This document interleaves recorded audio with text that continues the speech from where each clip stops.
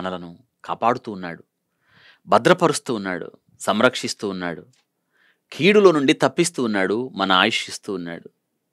అనుదినం నూతనముగా మన ఎడల ఆయనకి వాత్సల్యత కలుగుతుంది కాబట్టి మనం నిర్మూలం కాలేదు అంటున్నాడు ఇర్మియా భక్తుడు విలాప వాక్యాల్లో. ఈ దినం మనం బ్రతికున్నామంటే కారణం ఏంటంటే నూతనంగా మళ్ళీ మన జీవితాలలో ఆయనకి వాత్సల్యత పుట్టింది. అందుకే మనం ఈ దినాన సజీవులుగా ఉన్నాం. సజీవులుగా ఉన్నామంటే అర్థం ఏంటి? మరింతగా దేవుని ప్రేమను తెలుసుకొని ఆయన్ని కీర్తించాలని, ఆయన్ని కొనియాడాలి అని, బ్రతుకున్నట్లుగా మరొక అవకాశం ఇచ్చాడు దేవుడు. ఎందుకంటే ఆయన్ని ధ్యానించాలని. కీర్తనాకారుడైన దావీదు అంటున్నాడు, మన్ను నిన్ను స్తుతించునా, సమాధిలోకి వెళ్ళేవాళ్ళు ఎవరైనా నీ నామాన్ని స్తుతిస్తారా, మిమ్మల్ని కీర్తిస్తారా, నిన్ను ప్రకటిస్తారా? సజీవులే కదా నిన్ను స్తుతిస్తారు. నిజమే కదా, మనం చనిపోయి ఉంటే ఈ దినాన్ని వాక్యం వినేవాళ్ళమా? ఆయన్ని స్తుతించున్నట్లుగా కీర్తించున్నట్లుగా ఈ దినాన నీకు నాకు కలిగిన అవకాశం దొరికేదా? ఆలోచించండి. అందుకే దేవుడు మనకిచ్చిన ఈ నూతనమైన దినాన్ని నూతనంగా దేవుని కొరకు బ్రతకాలని దేవుడు ఈ దినాన్న మనకిచ్చాడు. మనం ఏం చేయాలి? దావీదులాగా 7 మార్లు అంట దావీదు దేవుని స్తుతించాడు. మనమేంటి ఒక్కసారైనా దేవుని స్తుతిస్తున్నామా? ఆలోచించండి.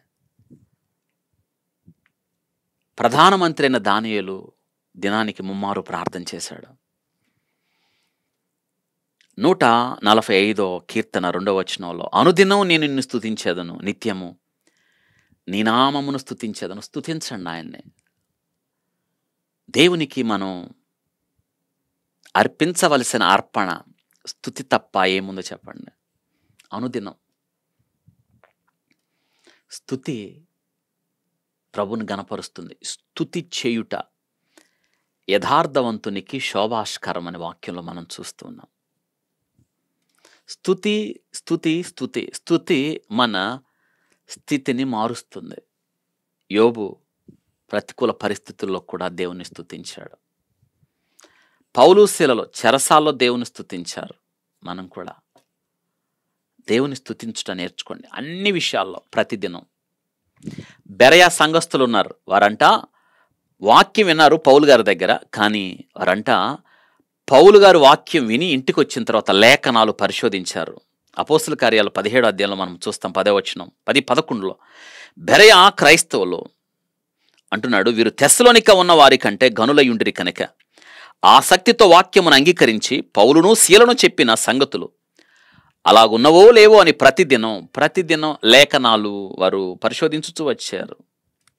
ప్రతిదినం మనం కూడా ప్రతిదినం లేఖనాలు పరిశోధించండి.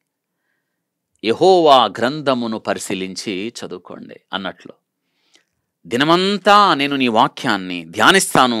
119వ కీర్తన 97వ వచనంలో, నీ ధర్మశాస్త్రము నాకెంతో ప్రియముగా ఉన్నది, దినమెల్లా నేను దాన్ని ధ్యానించుచున్నాను అన్నాడు. ప్రత్యేకంగా సమయాన్ని కేటాయించుకోండి. దేవుని వాక్యాన్ని ధ్యానం చేయండి. ప్రభు సన్నిధిలో ఏకాంత సమయం గడపండి. మనం చేయాల్సింది అదే. దానియేలు ఒక స్థలాన్ని ఎంచుకున్నాడు, ఒక సమయాన్ని ఎంచుకున్నాడు. ప్రార్థించే ఒక భంగిమను, మోకాళ్ళుని యెరూషలేము తట్టు తిరిగి, దానియేలు గ్రంథం 6:10లో మనం అదే చూస్తాం. మనం ఆ విషయంలో మనం ఆమోసు గ్రంథం 4వ అధ్యాయం 4వ వచనంలో ప్రాతకాలమున బలులు అంటున్నాడు తెచ్చి, అనగా ఉదయకాలాన ప్రార్థనలో. యోబు ఏం చేశాడు?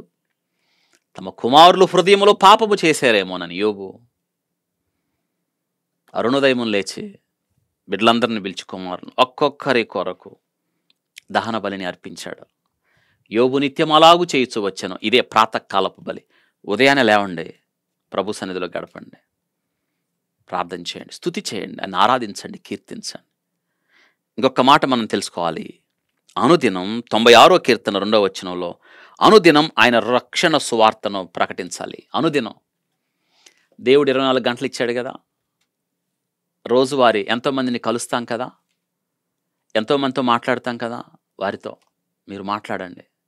అనుదినం ఆయన రక్షణ సువార్తను ప్రకటించండి. యేసుక్రీస్తు గురించి చెప్పండి, ఆయన ప్రేమను గురించి చెప్పండి. అందుకే ఈ దినాన్ని దేవుడు మనకిచ్చాడు. ఈ దినాన్ని అలా గడపండి.